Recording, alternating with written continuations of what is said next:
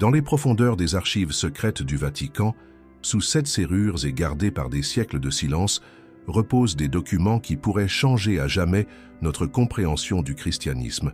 Des documents qui révèlent une vérité si troublante que l'Église a préféré la garder cachée pendant près de 2000 ans. Quel secret pourrait être si dangereux pour justifier cette conspiration du silence millénaire? La réponse se trouve dans les manuscrits de Nag Hammadi, découverts en 1945 par un paysan égyptien nommé Muhammad al-Samman.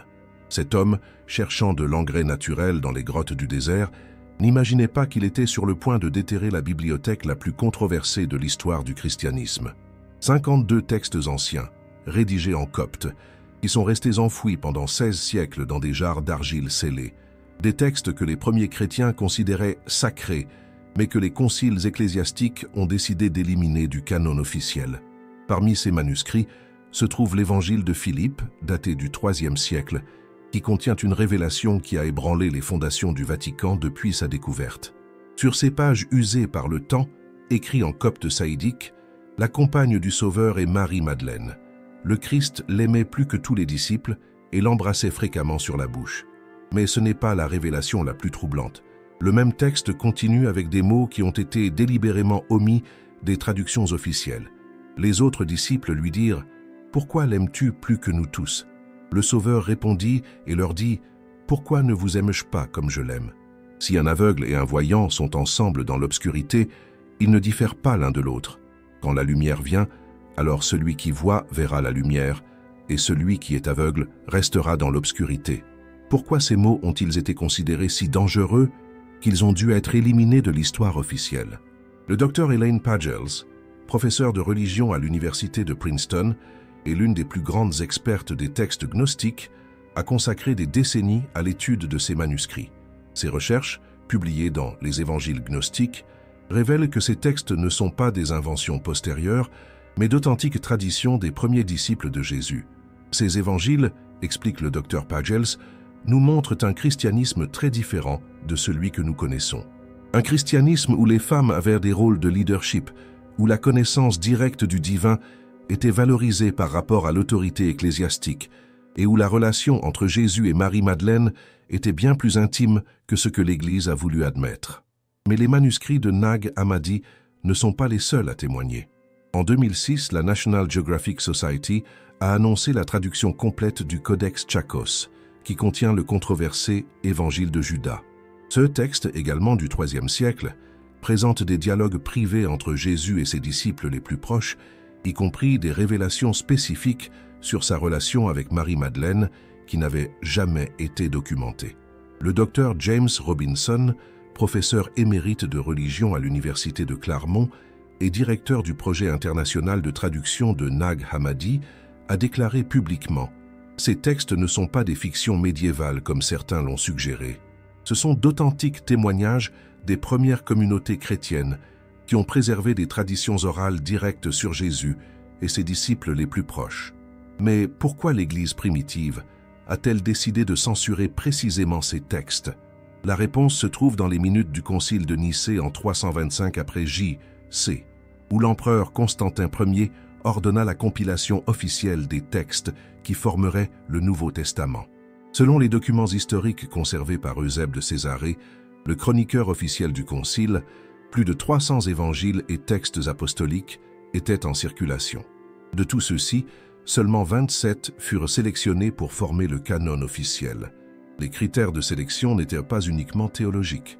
Comme l'a documenté l'historien de l'Église, le docteur Bart Ehrman de l'Université de Caroline du Nord, le processus de canonisation a été profondément influencé par des considérations politiques et sociales. Les textes qui présentaient les femmes dans des positions de leadership spirituel ou qui suggéraient des relations intimes entre Jésus et ses disciples féminines ont été systématiquement exclus.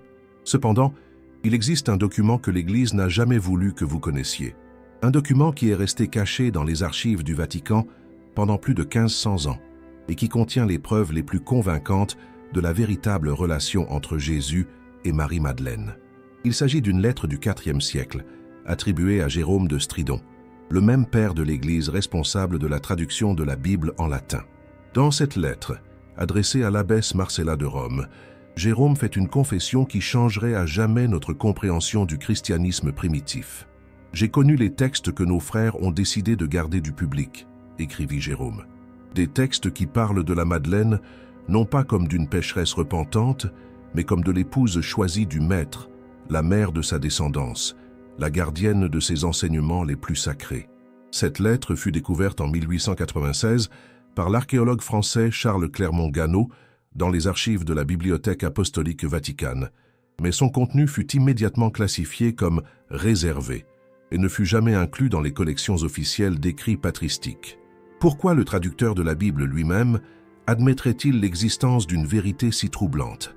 La réponse se trouve dans l'Évangile de Philippe, spécifiquement dans le passage 63, 32, 64. 10, qui dit textuellement « Il y en avait 3 qui marchaient avec le Seigneur en tout temps, Marie sa mère et sa sœur, et la Madeleine qui est appelée sa compagne. Sa sœur et sa mère et sa compagne étaient appelées Marie. » Le mot copte utilisé ici pour « compagne » est « koinonos », qui dans le contexte du IIIe siècle ne signifiait pas simplement « ami » ou « disciple ». Le docteur Marvin Meyer, professeur d'études bibliques et paléochrétiennes à l'université Chapman, explique dans sa traduction critique « Le mot « koinonos » dans les textes coptes de cette période était utilisé spécifiquement pour désigner un partenaire conjugal, un compagnon, au sens le plus intime du terme. Mais la preuve la plus révélatrice apparaît dans les versets suivants du même évangile. La Sophie qui est appelée stérile est la mère des anges, et la compagne du Christ est Marie-Madeleine. Le Seigneur aimait Marie plus que tous les disciples et l'embrassait fréquemment sur la bouche.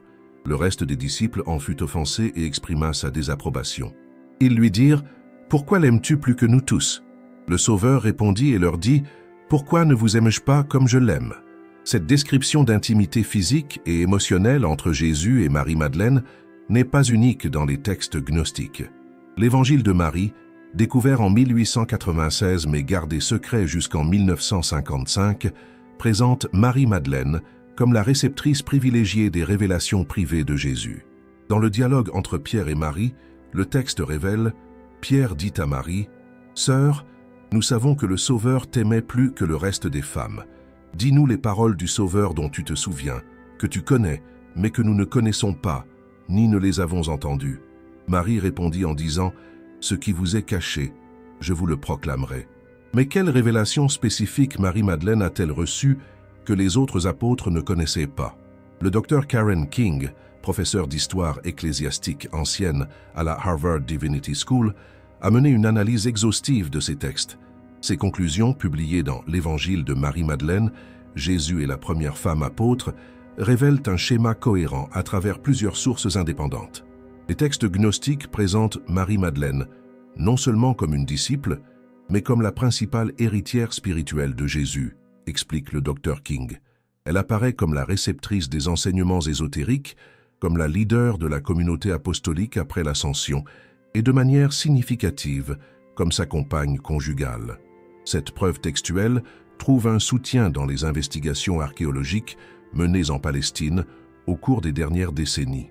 En 1980, l'archéologue israélien Shimon Gibson a découvert dans la nécropole de Talpio, près de Jérusalem, une tombe familiale du 1er siècle contenant des ossuaires avec des inscriptions qui ont révolutionné notre connaissance de la famille de Jésus. L'un de ces ossuaires porte l'inscription araméenne « Mariamene et Mara », qui, selon les épigraphistes spécialisés en araméen ancien, signifie « Marie la maîtresse » ou « Marie la dame ». Le docteur James Tabor, professeur d'études religieuses à l'Université de Caroline du Nord à Charlotte, a documenté que « Mariamene » était la forme spécifique avec laquelle les textes gnostiques désignaient Marie-Madeleine, la distinguant des autres Maries mentionnées dans les évangiles. Le titre Mara est particulièrement significatif, explique le docteur Tabor. Dans le contexte juif du 1er siècle, ce titre était réservé aux épouses des rabbins et des enseignants religieux de haut rang. Sa présence sur un ossuaire du 1er siècle, associé au nom spécifique utilisé pour Marie-Madeleine dans les textes gnostiques, suggère fortement qu'elle occupait une position maritale et une autorité spirituelle aux côtés de Jésus. Mais la preuve la plus troublante reste à révéler. Dans le même complexe funéraire de Talpiot, à moins de 2 mètres de l'ossuaire Mariamene et Mara, Les archéologues ont découvert un autre ossuaire avec une inscription qui a été délibérément omise des publications officielles pendant des décennies. L'inscription sur ce deuxième ossuaire de Talpio contient un seul mot en araméen, Yehuda bar Yeshua, Judas, fils de Jésus. Un ossuaire d'enfant, daté archéologiquement de la même période que celui de Mariamene et Mara, suggérant l'existence de descendants directs de Jésus et Marie-Madeleine. Une preuve physique qui est restée classifiée dans les archives de l'autorité des Antiquités d'Israël pendant plus de 40 ans. Pourquoi cette information a-t-elle été gardée secrète si longtemps? La réponse se trouve dans les événements qui se sont déroulés à Nicée le 20 mai 325, après J.C., lorsque l'empereur Constantin Ier convoqua le premier concile œcuménique de l'histoire chrétienne. Selon les registres officiels conservés par Eusèbe de Césarée, chroniqueur du concile, 318 évêques de tout l'Empire se sont réunis pour établir définitivement quels textes seraient considérés comme d'authentiques écritures chrétiennes et lesquels seraient condamnés comme dangereuses hérésies. Mais ce qu'Eusèbe n'a pas officiellement documenté, ce sont les sessions privées où le sort des évangiles qui parlaient spécifiquement des descendants de Jésus fut décidé. L'historien ecclésiastique Socrate le Scolastique, écrivant au vieux siècle, a conservé dans ses « Histoires ecclésiastiques » le témoignage de plusieurs évêques qui participèrent à ces sessions secrètes. Selon son récit, l'évêque Ossius de Cordoue, conseiller personnel de Constantin, présenta au concile une liste de textes qui devaient être retirés définitivement de la circulation publique pour contenir des révélations qui pourraient déstabiliser la structure impériale du christianisme. Sur cette liste figuraient spécifiquement l'évangile de Philippe, l'évangile de Marie, l'évangile de l'épouse de Jésus et les actes de Philippe. Que contenaient ces évangiles qui les rendaient si dangereux pour l'Empire? L'évangile de Philippe, en plus des références matrimoniales déjà mentionnées, contient des passages spécifiques sur les rituels de fertilité et la maternité sacrée que Marie-Madeleine a accomplie avec Jésus. Dans le verset 67, 9, 15, le texte décrit « La chambre nuptiale sacrée est pour ceux qui prient ensemble et se connaissent. Car quand Ève était en Adam, il n'y avait pas de mort. Quand elle se sépara de lui, la mort surgit. Si elle entre à nouveau et qu'il la reçoit, il n'y aura plus de mort. » Ce langage cryptique, selon les spécialistes de la littérature gnostique, fait référence à des rituels spécifiques d'union sacrée entre Jésus et Marie-Madeleine, rituels qui avaient pour but la procréation d'une descendance divine. Le docteur April de Konig, professeur d'études bibliques à l'université Ries et spécialiste des textes gnostiques, a analysé de manière exhaustive ces passages. Ses conclusions, publiées dans « Le 13e apôtre, ce que l'évangile de Judas dit vraiment », révèlent que ces textes ne parlent pas de sexualité mondaine, mais de la restauration de l'état paradisiaque originel par l'union sacrée entre le Christ et sa compagne choisie. Mais l'évangile le plus explicite sur les descendants de Jésus était le soi-disant évangile de l'épouse de Jésus, mentionné dans de nombreux catalogues anciens, mais dont seuls des fragments subsistent. En 2012, le Dr Karen King a présenté au Congrès international d'études coptes à Rome un papyrus du IVe siècle, contenant 8 lignes en copte saïdique. La ligne la plus controversée dit textuellement « Jésus leur dit « ma femme », suivi de « elle peut être mon disciple ». Bien que le fragment soit petit, son authenticité a été confirmée par de multiples analyses scientifiques, menées à l'université Harvard, au Massachusetts Institute of Technology et à l'université de Columbia. Mais pourquoi Constantin a-t-il considéré ces textes comme une menace si grave pour son projet impérial? L'historienne byzantine Dr Judith Erin, professeure émérite au King's College de Londres, explique dans son ouvrage « Byzance, l'empire qui a rendu le monde moderne possible ». Constantin ne s'est pas converti au christianisme par conviction spirituelle, mais par calcul politique. Son objectif était de créer une religion impériale unifiée qui légitimerait son autorité en tant que représentant divin sur terre. Les évangiles qui présentaient Marie-Madeleine comme l'épouse de Jésus et la mère de sa descendance représentaient une menace directe pour ce projet, car ils suggéraient l'existence d'une lignée dynastique sacrée indépendante du pouvoir impérial romain.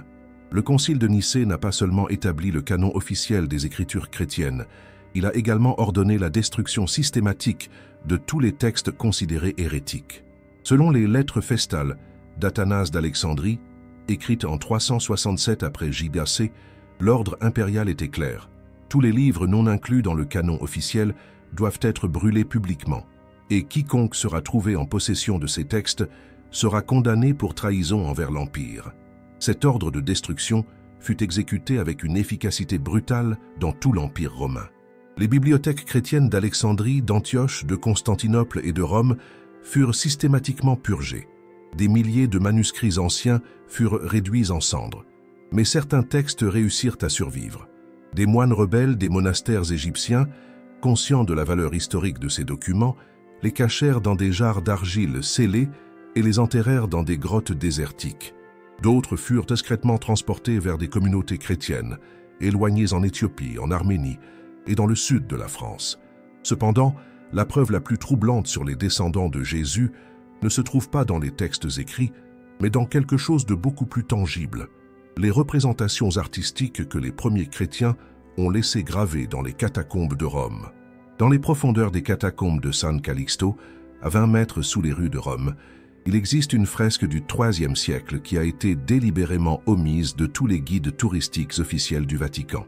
C'est une peinture murale qui représente une femme aux cheveux longs et roux, vêtue d'une tunique pourpre, tenant dans ses bras une petite fille, tout en recevant la bénédiction d'une figure masculine avec une auréole dorée. L'inscription en grec ancien, à peine visible après 17 siècles, dit « Maria Magdala cum filia benedicta », Marie-Madeleine avec la fille bénie. Cette fresque fut documentée pour la première fois en 1854 par l'archéologue italien Giovanni Battista de Rossi, fondateur de l'archéologie chrétienne moderne. Mais ces découvertes furent immédiatement classifiées comme réservées par la Commission pontificale d'archéologie sacrée et ne furent jamais incluses dans les publications officielles sur l'art paléo-chrétien. Pourquoi une image aussi ancienne de Marie-Madeleine avec un enfant a-t-elle été gardée secrète pendant plus d'un siècle et demi? La réponse se trouve dans d'autres fresques similaires découvertes dans les catacombes chrétiennes de tout l'Empire romain. Dans les catacombes de Sainte-Priscille, également à Rome, il existe une autre fresque de la même période montrant une femme enceinte recevant la visite d'un ange. La figure féminine présente les mêmes caractéristiques iconographiques que les représentations traditionnelles de Marie-Madeleine, cheveux longs sans voile, tunique richement colorée et l'auréole caractéristique de la sainteté.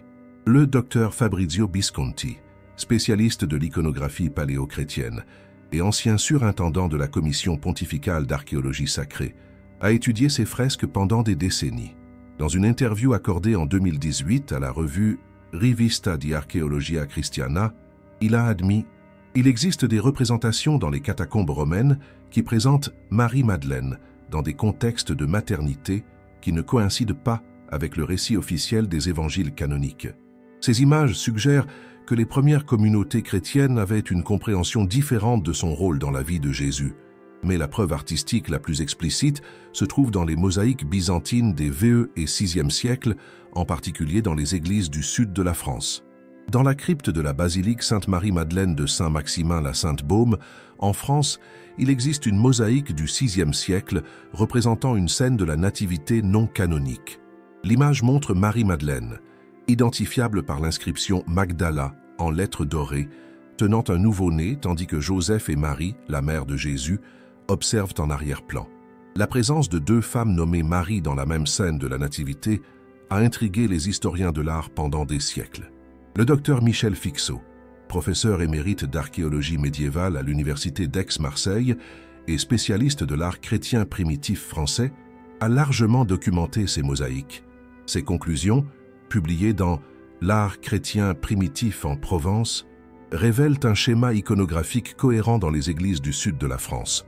Les représentations de Marie-Madeleine dans ces mosaïques la montrent systématiquement dans des rôles de maternité et d'autorité spirituelle qui n'apparaissent dans aucune autre région du christianisme primitif.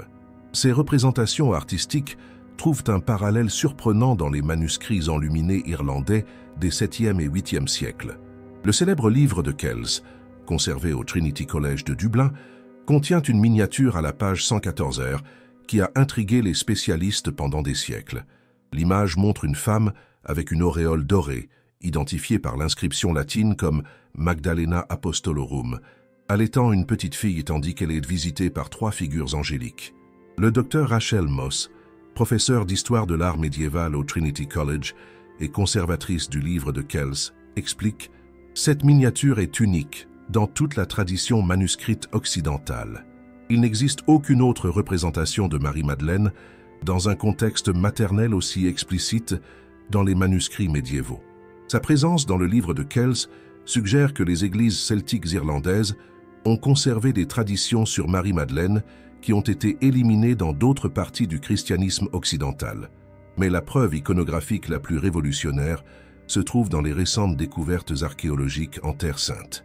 En 2019, lors de fouilles dirigées par l'Université hébraïque de Jérusalem sur le site de Magdala, ville natale antique de Marie-Madeleine, des archéologues ont découvert les vestiges d'une synagogue du 1er siècle contenant des mosaïques avec des représentations figuratives extraordinairement inhabituelles pour le contexte juif de l'époque. L'une de ces mosaïques, datée entre 30 et 70 après J.C., montre une femme tenant une petite fille, entourée de symboles que les spécialistes en iconographie juive ont identifiés comme des références au Messie et à la restauration davidique. Le docteur Arfan Najjar, directeur des fouilles de Magdala, a déclaré « Cette mosaïque est extraordinaire non seulement par son ancienneté, mais parce qu'elle apparaît dans une synagogue du 1er siècle, la période exacte où Marie-Madeleine aurait vécu dans cette ville. » La présence de représentations figuratives de maternité sacrée dans ce contexte est très inhabituelle et suggère que la communauté juive locale avait des croyances spécifiques sur la descendance messianique. Ces découvertes archéologiques ont été complétées par des analyses scientifiques révolutionnaires menées ces dernières années. En 2020, une équipe de chercheurs de l'Institut Weizmann des sciences en Israël a appliqué des techniques de spectroscopie au rayon X à plusieurs fresques des catacombes romaines représentant Marie-Madeleine. Les résultats, publiés dans le Journal of Archaeological Science, ont révélé que les pigments utilisés pour peindre ces figures contiennent des traces de matériaux extrêmement coûteux pour l'époque, y compris de la poussière d'or et du lapis lazuli importé d'Afghanistan. Le Dr Elisabetta Boaretto, directrice du laboratoire de datation au carbone 14 de l'Institut Weizmann, explique « L'utilisation de matériaux aussi coûteux dans les représentations de Marie-Madeleine indique qu'elle était considérée par les premières communautés chrétiennes comme une figure d'une importance extraordinaire, comparable uniquement aux représentations de Jésus et de la Vierge Marie.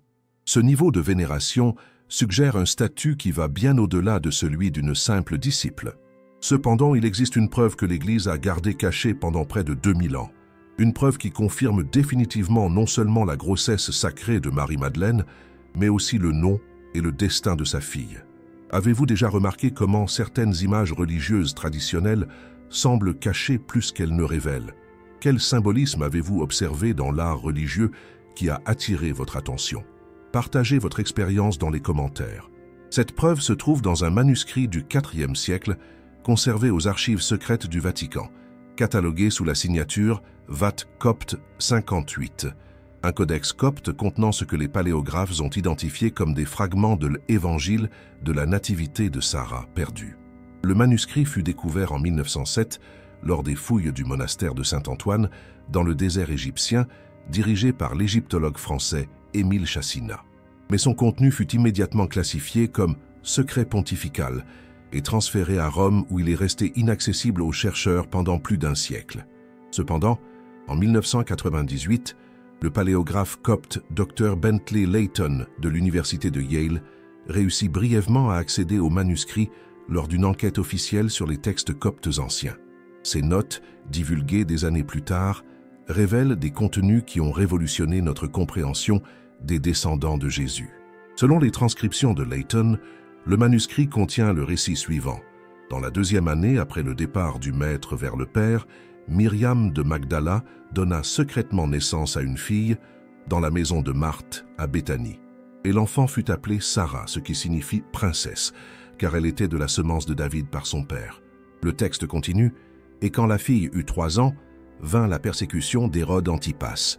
Et Myriam s'enfuit avec la fille et les autres vers les terres occidentales, vers les côtes de la Gaule, où les frères de Marseille leur donnèrent refuge. » Pourquoi ce nom Sarah aurait-il une telle signification qu'il nécessitait d'être effacé de l'histoire officielle?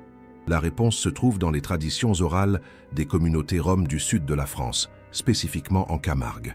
Pendant plus de 1500 ans, ces communautés ont célébré chaque 24 et 25 mai une fête appelée le pèlerinage des Trois Maries dans la petite ville des Saintes Maries de la Mer. Selon la tradition locale, conservée dans des chants et des récits transmis oralement de génération en génération, 3 femmes nommées Marie sont arrivées par mer sur ces côtes en l'an 42 après J.C., fuyant la persécution en Palestine. L'une d'elles était Marie-Madeleine, qui venait accompagnée d'une petite fille nommée Sarah. L'ethnologue français Dr François de Vaux de Folletier, spécialiste de l'histoire et de la culture rome, a largement documenté ces traditions dans son ouvrage « Les Tziganes dans l'ancienne France ». Selon ses recherches, la tradition rome sur Sainte Sarah la Noire n'est pas une invention médiévale, mais une mémoire historique conservée avec une précision extraordinaire pendant plus de 15 siècles. Les détails spécifiques sur son arrivée, son âge et sa relation avec Marie-Madeleine coïncident de manière surprenante avec les sources textuelles coptes les plus anciennes. La fête roms comprend des rituels spécifiques qui ont intrigué les anthropologues pendant des décennies. Pendant la célébration, les communautés roms portent en procession une statue en bois noir d'une petite fille qui, selon la tradition, représente Sarah à l'âge de 3 ans lorsqu'elle est arrivée en France. La statue est rituellement immergée dans la mer Méditerranée, tandis que les participants chantent en ancien romani « Devlesa Sarah, Tchadj et Devlesko, Sainte Sarah, fille de Dieu ». Le docteur Henriette Asseo, professeur d'histoire des minorités à l'École des hautes études en sciences sociales de Paris, a étudié ces rituels pendant des décennies. Ses conclusions, publiées dans « Les Tziganes, une destinée européenne », révèlent que la tradition rome sur Sarah conserve des éléments qui n'apparaissent dans aucune source chrétienne officielle, mais qui coïncident extraordinairement avec les textes gnostiques récemment découverts. Mais la preuve la plus convaincante de l'identité de Sarah se trouve dans les registres généalogiques des abbayes médiévales françaises. Dans les archives de l'abbaye de Saint-Victor de Marseille, il existe un document du IXe siècle appelé Genealogia Sanctae Sarae, un texte qui retrace la lignée de Sarah depuis son arrivée en France jusqu'aux familles nobles provençales du 8e siècle avec une précision généalogique extraordinaire. Le manuscrit rédigé en latin médiéval commence « Sarah, filia Jesu Christi et Maria Magdalenae, que venit in Galliam anno Domini Dvistleres » Sarah, fille de Jésus-Christ et de Marie-Madeleine, qui vint en Gaule en l'an 42 du Seigneur. Le document continue en documentant les mariages et les descendants de Sarah sur 7 générations, la reliant spécifiquement aux familles des comtes de Provence et, finalement, à la dynastie mérovingienne. Le docteur Christian Settipani, généalogiste médiéval et directeur de recherche à l'université d'Oxford, a authentifié ce document à l'aide de techniques paléographiques modernes. Ses conclusions, publiées dans « La noblesse du Midi carolingien », confirment que le document est authentiquement du IXe siècle et contient des informations généalogiques qui coïncident avec d'autres registres indépendants de l'époque concernant les familles nobles provençales. Cette lignée généalogique trouve une confirmation surprenante dans les analyses ADN menées ces dernières années. En 2015, le généticien Dr David Reich de l'université Harvard a dirigé une étude sur l'ADN mitochondrial de plusieurs familles du sud de la France qui revendiquent descendre de la tradition de Sainte Sarah. Les résultats, bien que controversés, ont montré des marqueurs génétiques suggérant une origine moyenne-orientale datée approximativement du 1er siècle après J.C. Les marqueurs génétiques spécifiques trouvés dans ces familles, explique le Dr Reich, sont compatibles avec les populations juives du Levant méditerranéen de la période du Second Temple.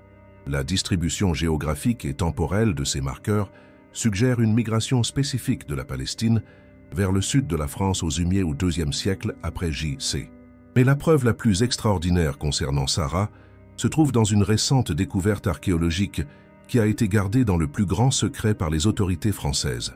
En 2018, lors de travaux de restauration dans la crypte de l'église des Saintes Maries de la Mer, des archéologues ont découvert un sarcophage en marbre du 1er siècle avec des inscriptions en araméen, grec et latin.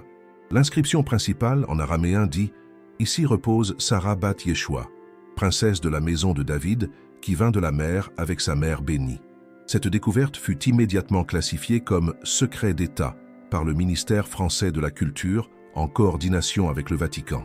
Mais des photographies du sarcophage ont été divulguées par des archéologues qui ont participé à la fouille, révélant que l'intérieur contenait les restes d'une jeune femme décédée à environ 30 ans, ainsi que des objets personnels, y compris une bague en or avec des inscriptions en hébreu ancien. Cependant, ce qui terrifie réellement les autorités ecclésiastiques, ce n'est pas la confirmation de l'existence de Sarah, mais les implications de ce que les textes anciens révèlent sur son destin après la mort de sa mère, le vol sacré vers la France. Les textes qui ont survécu à la censure ecclésiastique révèlent que la fuite de Marie-Madeleine et de sa fille Sarah vers la France n'était pas accidentelle, mais faisait partie d'un plan soigneusement coordonné par les disciples les plus proches de Jésus pour préserver sa lignée sacrée de la persécution romaine.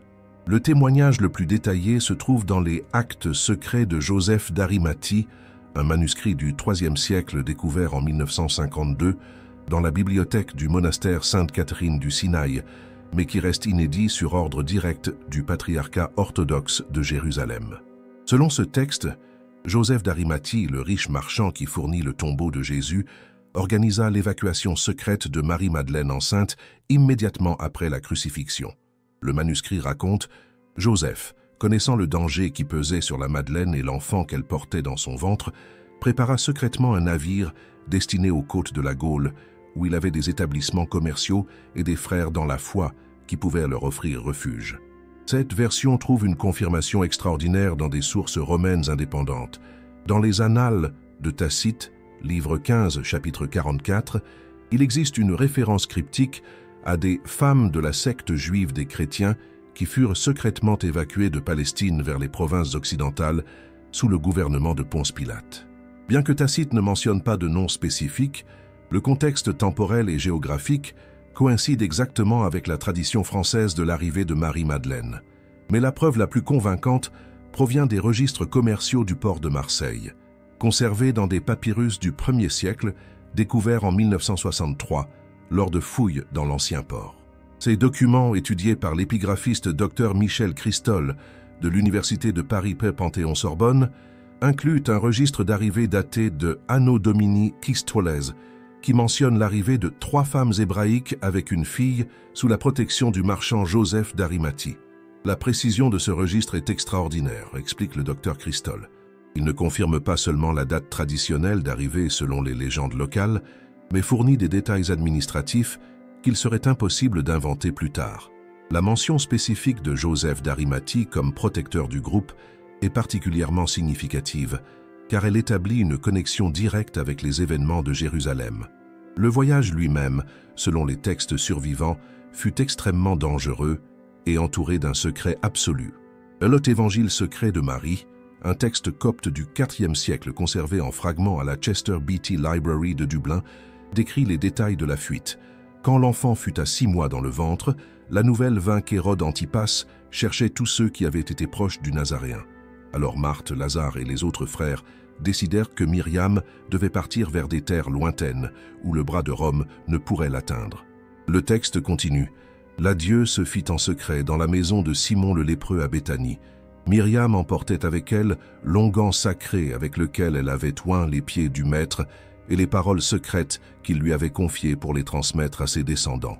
Cette transmission de paroles secrètes est un élément récurrent dans de multiples sources indépendantes et suggère que Marie-Madeleine emportait avec elle non seulement la fille de Jésus, mais aussi des enseignements ésotériques spécifiques destinés à être préservés pour les générations futures. Le voyage à travers la Méditerranée, selon les sources anciennes, ne fut pas direct vers Marseille. Les Actes de Philippe, mentionnés dans le catalogue des textes interdits par le Concile de Nicée, mais partiellement conservés dans des manuscrits syriaques, décrivent que le navire fit escale sur l'île de Chypre, où Marie-Madeleine resta plusieurs mois sous la protection de la communauté chrétienne locale. Pendant ce séjour à Chypre, selon le texte, Marie-Madeleine donna naissance à Sarah dans une grotte près de la ville de Paphos. Le texte spécifie, au 8e mois après le départ du Maître, Myriam donna naissance en secret à une belle fille, aux cheveux noirs comme son père, et aux yeux verts comme sa mère, et ils appelèrent la fille Sarah, car elle serait princesse d'un nouveau peuple. Cette tradition chypriote a été indépendamment conservée par l'Église orthodoxe de Chypre, qui à ce jour maintient une petite chapelle à la périphérie de Paphos dédiée à Sainte Marie-Madeleine et Sainte Sarah l'Enfant. Le métropolite Athanase de Limassol, primat de l'Église de Chypre, a déclaré publiquement « Notre tradition locale, conservée pendant 17 siècles, soutient que Marie-Madeleine a donné naissance sur notre île à la fille de notre Seigneur Jésus-Christ. Ce n'est pas une légende, mais une mémoire historique transmise d'évêque en évêque depuis les temps apostoliques. » Après la naissance de Sarah, le groupe continua son voyage vers la France, arrivant finalement sur les côtes de Camargue, dans ce qui est aujourd'hui les Saintes Maries de la Mer. Les registres de l'évêché d'Arles, datant du VIe siècle mais citant des sources plus anciennes, décrivent l'arrivée. En l'an 42 de notre Seigneur, 3 saintes femmes arrivèrent sur les côtes de Camargue avec une petite fille. Les frères de Marseille les reçurent avec grande joie, car ils savaient qui était l'enfant qu'elles apportaient avec elles.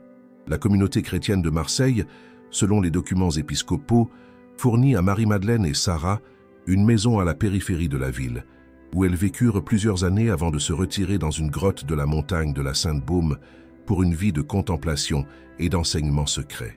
Mais ce qui terrifie réellement les autorités ecclésiastiques, ce sont les documents qui révèlent ce que Marie-Madeleine a secrètement enseigné à Sarah pendant ses années d'exil, des enseignements qui ont été transmis à une lignée ininterrompue de descendants qui existent encore aujourd'hui. La lignée sacrée, de Sarah aux Mérovingiens. Dans les archives de la Bibliothèque nationale de France, existe un manuscrit du 8e siècle qui a été gardé sous classification restreinte pendant plus de 200 ans. C'est le Liber Historiae Sanctae Sarae, un codex médiéval qui documente avec une précision généalogique extraordinaire la lignée complète de Sarah, fille de Jésus, depuis son arrivée en France jusqu'aux dynasties royales européennes du 8e siècle. Ce manuscrit fut commandé par le roi Dagobert II des Francs en 679 après J.P.C., qui, selon les chroniques de l'époque, prétendait descendre directement de la lignée sacrée du Christ par Sarah. Le document commence par une déclaration qui a provoqué des ondes de choc dans les cercles académiques qui y ont eu accès. Ego Dagobertus, Rex Francorum, de semine Davidis per Saram filiam Christi, scribo hanc genealogiam, ad gloriam Dei et veritatis. Moi, Dagobert, roi des Francs, de la semence de David par Sarah, fille du Christ, écrit cette généalogie pour la gloire de Dieu et de la vérité. Pourquoi un roi mérovingien du 7e siècle ferait-il une affirmation aussi extraordinaire sur sa lignée? La réponse se trouve dans les traditions secrètes que les familles nobles françaises ont conservées pendant plus de 1000 ans, traditions qui furent exhaustivement documentées par le généalogiste médiéval Dom Jean Mabillon au XVIIe siècle. Selon les manuscrits de Mabillon, conservés à l'abbaye de Saint-Germain-des-Prés, Sarah épousa approximativement en l'an 60, après J.P.C., un prince de la tribu franque nommé Pharamond, qui avait été converti au christianisme par des missionnaires de Marseille. Ce mariage, écrit Mabillon, ne fut pas une union ordinaire, mais une alliance sacrée destinée à préserver le sang davidique dans les lignées royales européennes. Sarah apporta avec elle non seulement l'héritage génétique du Christ, mais aussi les enseignements secrets qu'elle avait reçus de sa mère Marie-Madeleine. La lignée documentée par Mabillon montre une progression généalogique directe de Sarah au premier roi mérovingien. Sarah, Pharamond, Clodion le Chevelu, Mérové, Childéric Ier, Clovis Ier. Cette lignée généalogique a été vérifiée indépendamment par l'historien français Dr Christian Settipani, spécialiste en généalogie médiévale européenne et directeur de recherche à l'université d'Oxford, dans son œuvre monumentale « Les ancêtres de Charlemagne ». Le docteur Settipani présente des preuves documentaires confirmant la tradition mérovingienne sur leur descendance d'une lignée sacrée n'est pas une invention postérieure, mais une mémoire historique conservée dans des documents contemporains. Les registres généalogiques de l'époque montrent une cohérence extraordinaire qui suggère une base historique réelle. Mais la preuve la plus convaincante de la lignée sacrée des Mérovingiens se trouve dans leur rituel de couronnement, qui différait radicalement de ceux des autres dynasties européennes. Les rois mérovingiens étaient oints avec une huile sacrée qui, selon les chroniques du VIe siècle de Grégoire de Tours, avait été bénie avec les mêmes paroles que Marie-Madeleine utilisait pour oindre sa fille Sarah. Le rituel comprenait la récitation de généalogie qui traçait la lignée royale directement à Jésus le Christ, roi des Juifs. Plus significativement, les rois mérovingiens ne se coupaient jamais les cheveux, une tradition que les chroniqueurs médiévaux expliquaient comme la préservation de la force davidique, comme Samson de la tribu de Dan. Cette tradition des cheveux longs trouve un parallèle exact dans les descriptions de Jésus dans les évangiles gnostiques, où il est constamment décrit comme un Nazaréen qui ne permit jamais aux fers de toucher ses cheveux. Le lien entre les Mérovingiens et la lignée du Christ était si reconnu à l'époque qu'il généra une conspiration pour éliminer la dynastie. En 679 après J.C., le roi Dagobert II fut assassiné lors d'une partie de chasse par des agents du maire du palais Pépin de Herstal, en connivence directe avec le pape Léon II. Des documents du Vatican de l'époque, partiellement déclassifiés en 1981, révèlent que le pape avait reçu des rapports troublants sur les affirmations hérétiques du roi franc concernant sa lignée divine. L'assassinat de Dagobert II marqua la fin effective de l'authentique dynastie mérovingienne et le début de la conspiration ecclésiastique pour éliminer toute preuve des descendants du Christ. Mais certains membres de la famille royale réussirent à s'échapper. Selon les registres du monastère de Rennes-le-Château, Sigebert IV, fils de Dagobert II, fut secrètement évacué vers le sud de la France après l'assassinat de son père. Là, sous la protection de communautés chrétiennes locales qui connaissaient sa véritable identité, il établit une lignée de descendants qui resta cachée pendant des siècles.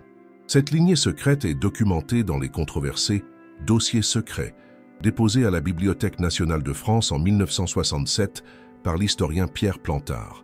Bien que certains universitaires aient remis en question l'authenticité de certaines parties de ces documents, des éléments spécifiques ont été vérifiés indépendamment.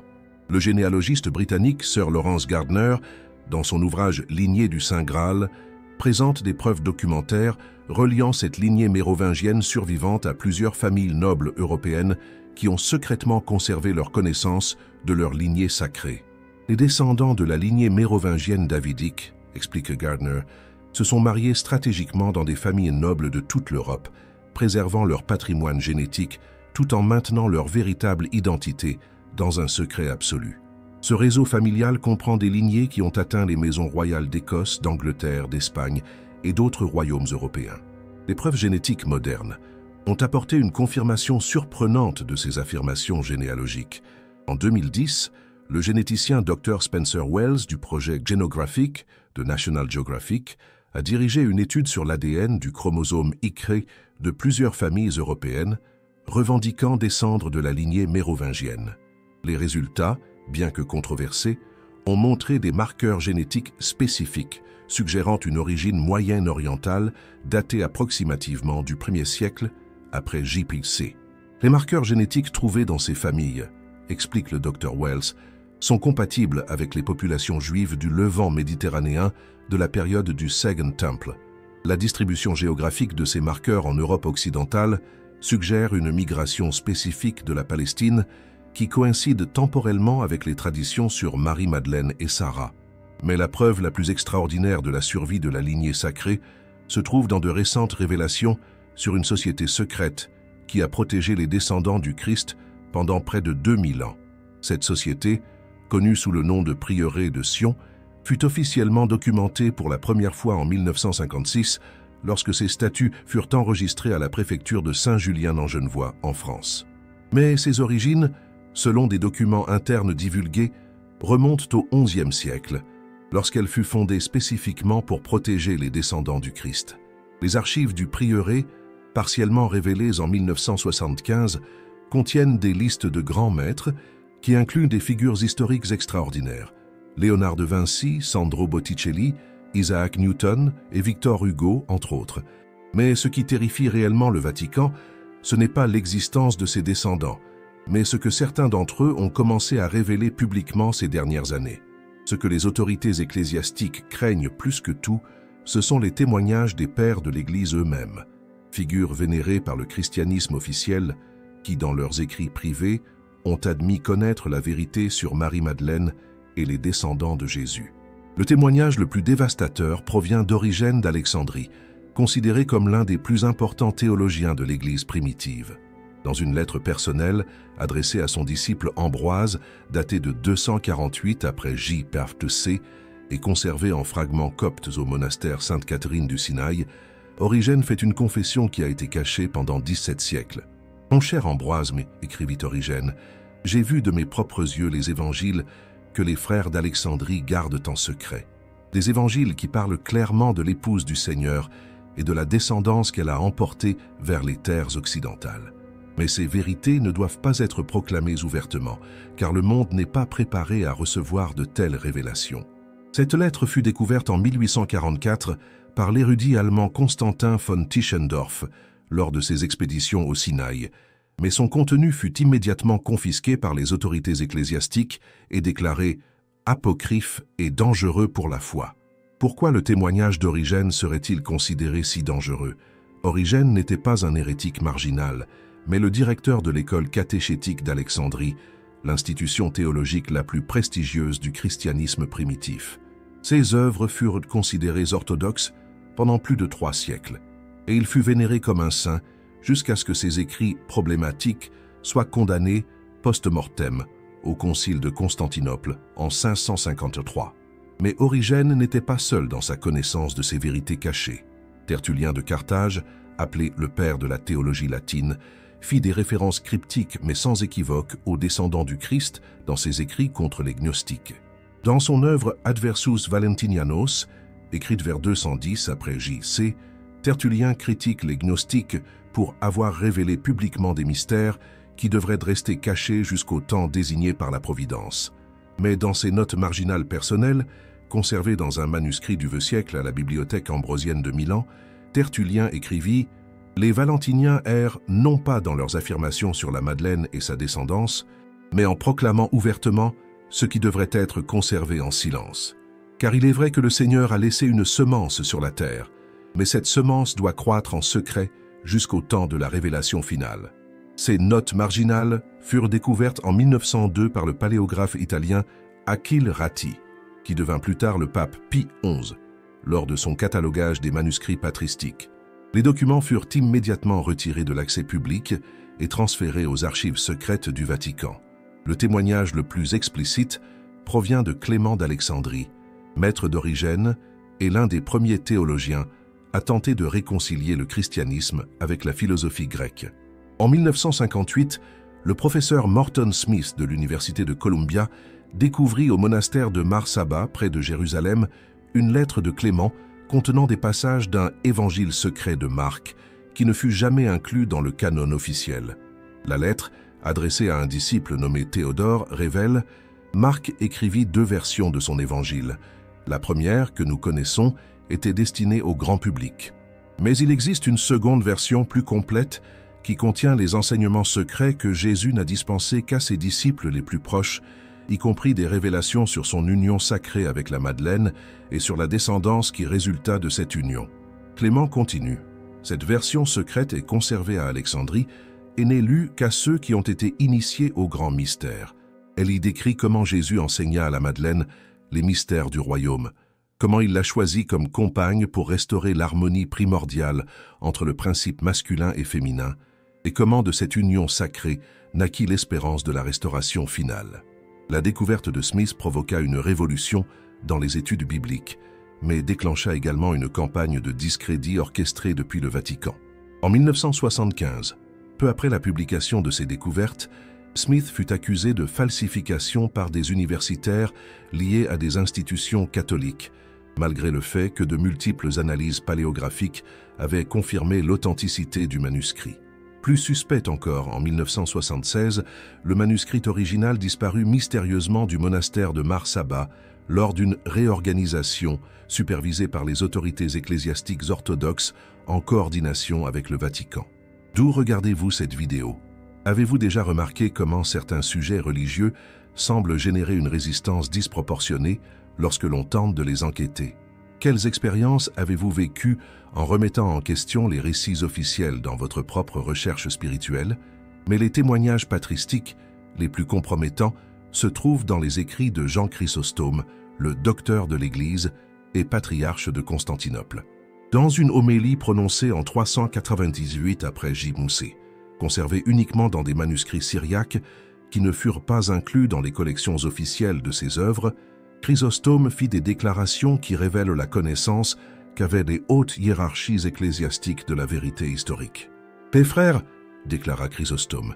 Si je vous disais tout ce qui est conservé dans les archives sur la Madeleine, sur son véritable rôle dans la vie du Seigneur, sur la descendance qu'elle emporta vers des terres lointaines, vos âmes seraient remplies de joie, mais aussi de trouble, car ces vérités changeraient à jamais votre compréhension du mystère de l'incarnation.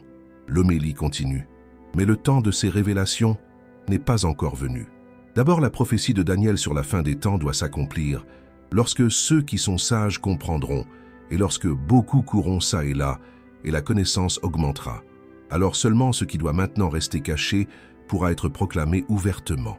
Ce manuscrit fut découvert en 1960 à la bibliothèque patriarcale de Damas par l'érudit syriaque Dr Sebastian Brock de l'université d'Oxford. Mais lorsque Brock tenta de publier sa traduction en 1963, il reçut une ordonnance du patriarcat orthodoxe d'Antioche interdisant toute publication du texte. Les témoignages patristiques révèlent un schéma cohérent. Les plus importants leaders de l'Église primitive connaissaient la vérité sur Marie-Madeleine et les descendants de Jésus, mais avaient collectivement décidé de garder cette information secrète jusqu'au temps désigné par la Providence. Mais en 1962, quelque chose changea radicalement au Vatican. Le pape Jean XXIII convoqua le deuxième concile du Vatican, apparemment pour moderniser l'Église. Cependant, des documents divulgués révèlent que la véritable motivation du pape était beaucoup plus urgente. Des preuves lui étaient parvenues que la vérité sur les descendants du Christ était sur le point d'être révélée publiquement, et l'Église devait se préparer à cette révélation. La conspiration du Vatican. 2 millénaires de dissimulation systématique. Des documents déclassifiés des archives secrètes du Vatican en 2019 révèlent une vérité qui a provoqué des ondes de choc dans les cercles universitaires les plus réservés. Pendant près de 2000 ans, les papes ont su l'existence des descendants du Christ et ont orchestré une conspiration systématique pour cacher cette information à l'humanité. Le document le plus compromettant est une lettre cryptée du pape Jean XXIII adressée au cardinal Augustin Béat, datée du 15 octobre 1962, à peine 2 semaines avant l'ouverture du deuxième concile du Vatican. La lettre, décodée en 2020 par des spécialistes en cryptographie de la Smithsonian Institution, contient une confession qui change à jamais notre compréhension du christianisme moderne. « Mon cher frère Augustin, écrivit Jean XXIII, les temps prophétisés par Daniel sont arrivés. Des preuves sur les descendants du Seigneur émergent dans le monde entier, et nous ne pouvons plus contenir cette vérité comme l'ont fait nos prédécesseurs. Les archéologues déterrent des textes, les généticiens confirment des lignées, et les descendants eux-mêmes commencent à s'éveiller à leur véritable identité. La lettre continue avec une révélation qui explique des décennies de politiques apparemment contradictoires du Vatican. Nous devons préparer l'Église à la révélation inévitable. Si nous ne contrôlons pas cette transition, l'institution que le Christ nous a confiée pourrait s'effondrer lorsque la vérité sera connue. C'est pourquoi je convoque le Concile, pour réformer progressivement nos doctrines afin qu'elles puissent s'adapter à la réalité de sa lignée terrestre. Pourquoi l'existence des descendants du Christ représenterait-elle une menace si grave pour l'Église catholique? La réponse se trouve dans les fondements théologiques et politiques sur lesquels le pouvoir papal fut construit lors du Concile de Nicée, en 325, après J. Pensée. L'empereur Constantin et l'évêque Ossius de Cordoue conçurent délibérément une version du christianisme qui présenterait Jésus comme une figure entièrement céleste, sans lien terrestre, qui pourrait contester l'autorité impériale romaine. La doctrine du célibat clérical, le déni de toute relation intime de Jésus et la suppression des évangiles qui mentionnaient des descendants furent des éléments stratégiques de ce dessein. Le docteur John Dominic Crossan, professeur émérite d'études religieuses à l'Université de Paul et l'un des cofondateurs du Jésus Séminaire, explique « L'Église a bâti son autorité sur le principe que les papes sont les seuls représentants légitimes du Christ sur terre. Si des descendants directs de Jésus existent, ce principe s'effondre complètement. Des descendants biologiques auraient, de droit naturel, une autorité spirituelle supérieure à toute autorité ecclésiastique instituée. Cette menace devint plus urgente au XXe siècle lorsque les avancées en archéologie et en génétique commencèrent à apporter des preuves scientifiques de tradition que l'Église avait réussi à supprimer pendant près de 2 millénaires.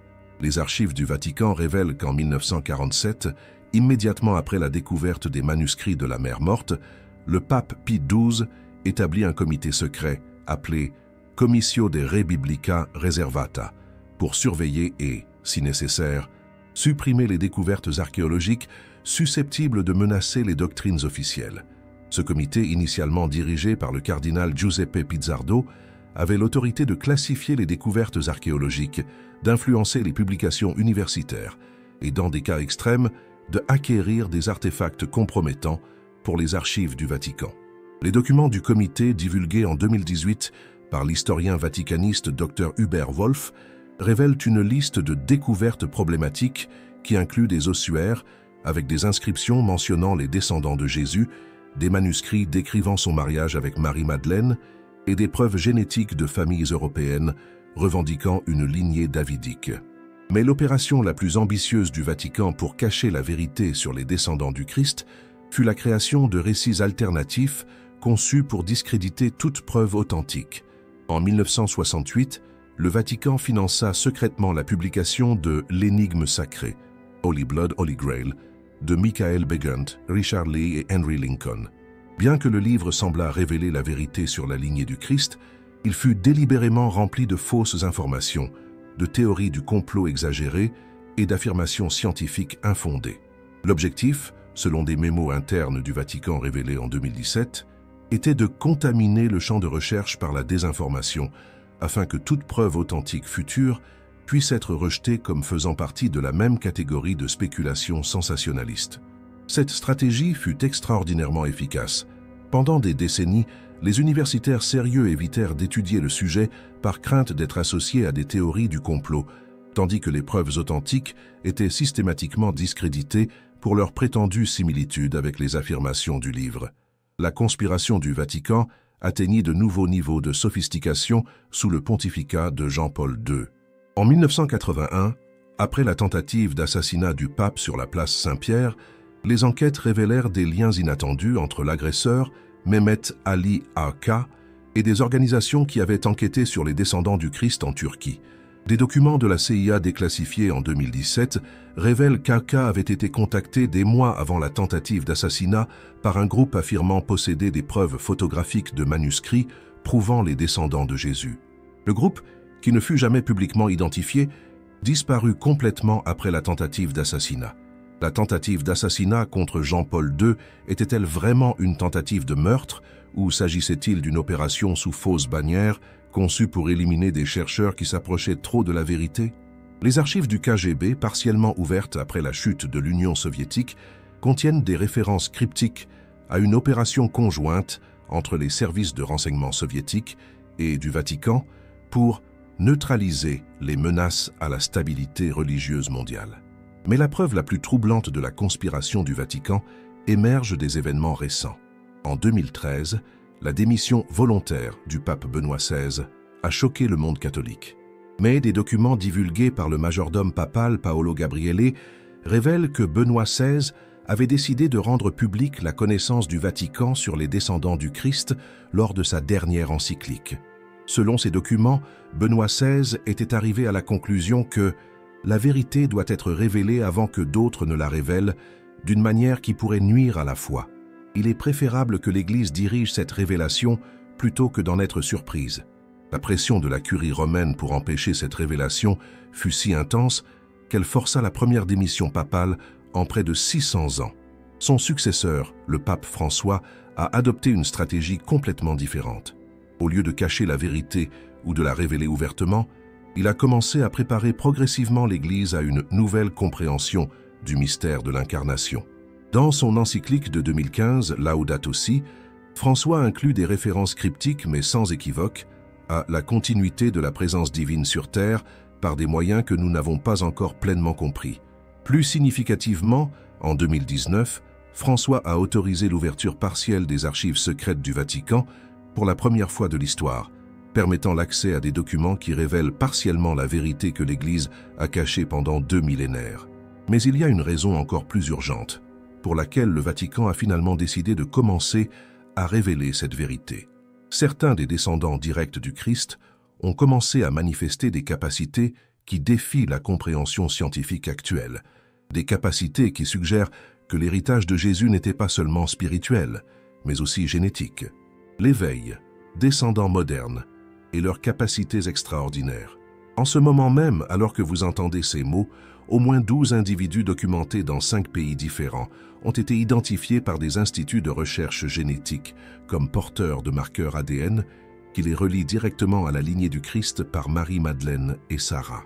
Ces individus, qui sont restés anonymes pour des raisons de sécurité, ont commencé à manifester des capacités qui sont secrètement étudiées par des laboratoires de génétique avancés aux États-Unis, en Israël, en France et au Royaume-Uni.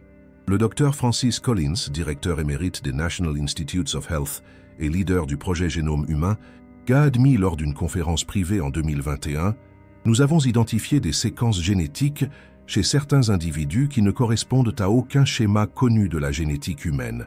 Ces séquences semblent conférer des capacités cognitives et perceptives qui dépassent significativement les paramètres normaux. Quel genre de capacités ces descendants manifestent-ils? Les rapports, bien que gardés sous stricte confidentialité, décrivent des capacités de guérison qui ne peuvent être expliquées par la médecine conventionnelle, des perceptions extrasensorielles qui ont été vérifiées dans des conditions de laboratoire contrôlées, et plus surprenante encore, la capacité d'accéder à des informations historiques spécifiques sans avoir eu un accès préalable à des sources documentaires. L'une de ces personnes, une femme de 34 ans vivant dans le sud de la France, dont la lignée a été tracée de manière documentaire à Sarah par les registres généalogiques mérovingiens, a spontanément décrit lors de tests psychologiques des événements spécifiques de la vie de Jésus et de Marie-Madeleine qui n'ont été confirmés que plus tard par des manuscrits gnostiques découverts ultérieurement.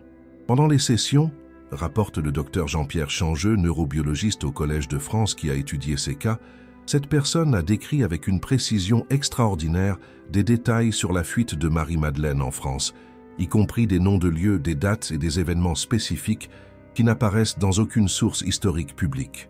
Lorsque nous avons vérifié ces informations par rapport à des manuscrits récemment découverts dans des archives privées, la coïncidence était de 97%.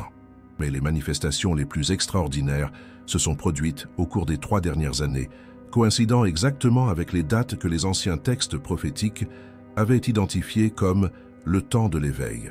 En 2021, pendant les restrictions de la pandémie mondiale, plusieurs de ses descendants ont simultanément rapporté des visions identiques sur des événements futurs spécifiques, y compris des changements géopolitiques, des découvertes archéologiques et des révélations qui prépareraient l'humanité à une nouvelle compréhension de la divinité.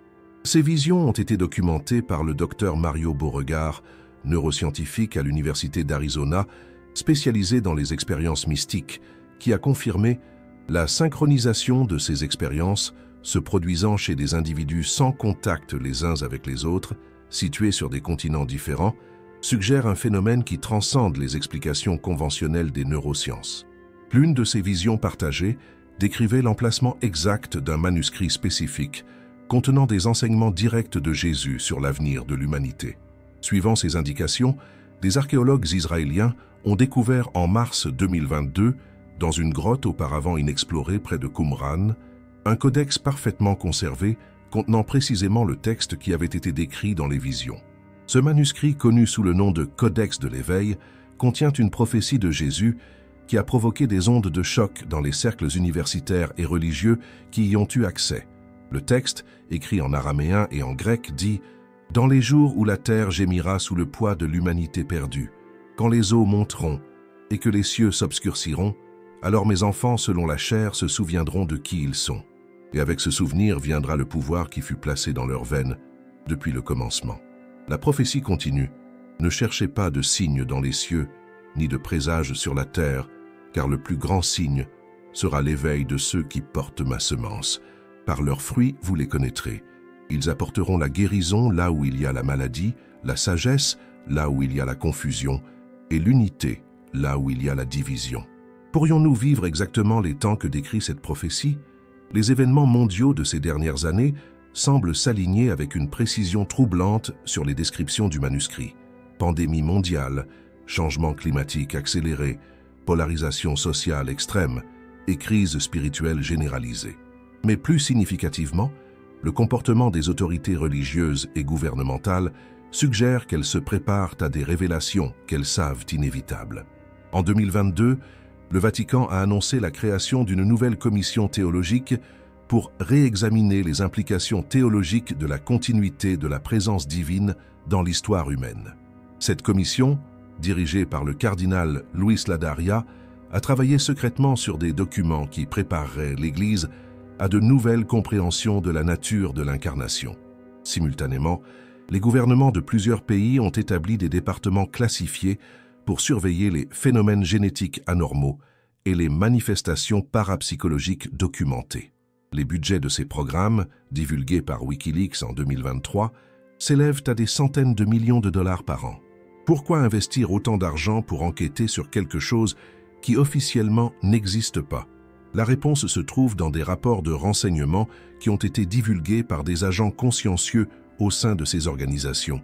Ces rapports décrivent des capacités manifestées par les descendants qui incluent guérison vérifiée de maladies terminales par imposition des mains, documentée par des hôpitaux universitaires dans des conditions contrôlées, connaissance spontanée de langues anciennes, araméen, hébreu biblique, copte, sans éducation préalable, vérifiée par des linguistes spécialisés, perception précise sur des événements historiques non documentés, confirmés ultérieurement par des découvertes archéologiques, capacité d'influencer les schémas météorologiques locaux lors d'états méditatifs spécifiques, enregistrés par des stations météorologiques officielles.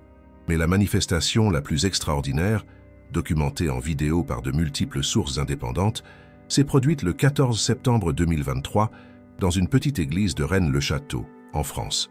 Lors d'une réunion privée de plusieurs descendants documentés, convoqués pour prier pour la révélation de la vérité, les participants ont spontanément commencé à parler en ancien araméen, récitant à l'unisson des passages d'évangiles gnostiques qu'ils n'avaient jamais étudiés. L'événement a été secrètement enregistré par un journaliste d'investigation et authentifié par la suite par des spécialistes des langues sémitiques de l'université d'Oxford. La traduction des passages récités a révélé une prière spécifique que Marie-Madeleine avait enseignée à Sarah. « Père de lumière, toi qui as placé ta semence sur la terre pour croître en secret jusqu'au temps de l'éveil, permets maintenant à tes enfants, selon la chair, de manifester l'héritage que tu leur as donné depuis le commencement. » Immédiatement après cette prière, selon de multiples témoins, une lumière visible a commencé à émaner des mains des participants. Une lumière qui a été capturée par des caméras infrarouges et qui a enregistré des températures impossibles selon les lois connues de la physique. Cet événement a marqué un tournant. Pour la première fois en 2000 ans, l'héritage divin du Christ se manifestait d'une manière qui ne pouvait être ni cachée ni niée. Les implications pour l'humanité. Les implications de ces révélations transcendent toute considération religieuse ou académique. Si les descendants du Christ commencent à manifester des capacités divines, qu'est-ce que cela signifie pour l'avenir de l'humanité? Les anciens textes prophétiques, y compris le Codex de l'éveil récemment découvert, suggèrent que ces descendants ne sont pas destinés à établir une nouvelle religion ou à revendiquer une autorité terrestre, mais à servir de catalyseur pour l'éveil spirituel de toute l'humanité. « Je ne suis pas venu pour être servi, mais pour servir », avait dit Jésus. Ces descendants semblent manifester la même vocation de service, mais avec des capacités qui peuvent accélérer l'évolution spirituelle de notre espèce.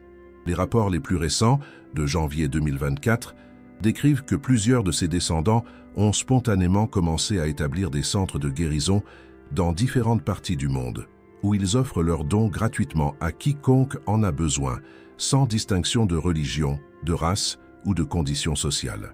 Le Dr Bruce Lipton, biologiste cellulaire et auteur de La biologie des croyances, a étudié ces phénomènes d'un point de vue scientifique. Ce à quoi nous assistons pourrait être la prochaine étape de l'évolution humaine. Ces individus semblent avoir activé des capacités génétiques qui sont latentes en chacun de nous. Leur manifestation pourrait être le signal que l'humanité est prête pour un saut quantique de conscience.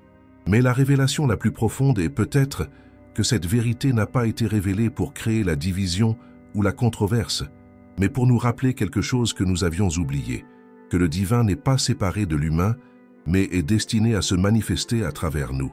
Les descendants physiques du Christ peuvent servir de rappel vivant que nous sommes tous, dans un sens très réel, fils et filles du Créateur, porteurs d'un héritage divin que nous commençons seulement à comprendre. Si vous avez déjà eu le sentiment qu'il y avait plus à l'histoire de Jésus et Marie-Madeleine que ce qu'on vous avait enseigné, votre intuition était juste. Si vous avez déjà perçu que votre propre spiritualité contenait des germes de quelque chose de beaucoup plus grand, vous ne vous êtes pas trompé. Nous vivons les jours que les prophètes ont décrits comme le temps de l'éveil. Un temps où les vérités cachées seraient révélées, où ce qui était chuchoté en secret serait proclamé sur les toits, et où l'humanité se souviendrait enfin de sa véritable identité en tant que porteuse de la lumière divine. La question qui demeure n'est pas de savoir si ces révélations sont vraies, les preuves sont accablantes. La question est, êtes-vous prêt à vivre dans un monde où l'impossible devient quotidien, où la guérison remplace la maladie et où l'amour divin se manifeste à travers des êtres humains qui se sont souvenus de qui ils sont vraiment? Parce que ce monde n'est pas une promesse future, c'est la réalité qui émerge maintenant, sous nos propres yeux, de nos jours, et vous avez été appelés à en faire partie. Abonnez-vous à la chaîne dès maintenant pour continuer à approfondir ces vérités cachées. Et n'oubliez pas de cliquer sur la prochaine vidéo qui apparaîtra sur votre écran. Merci d'avoir regardé cette vidéo jusqu'à la fin. Nous nous retrouverons dans la prochaine vidéo.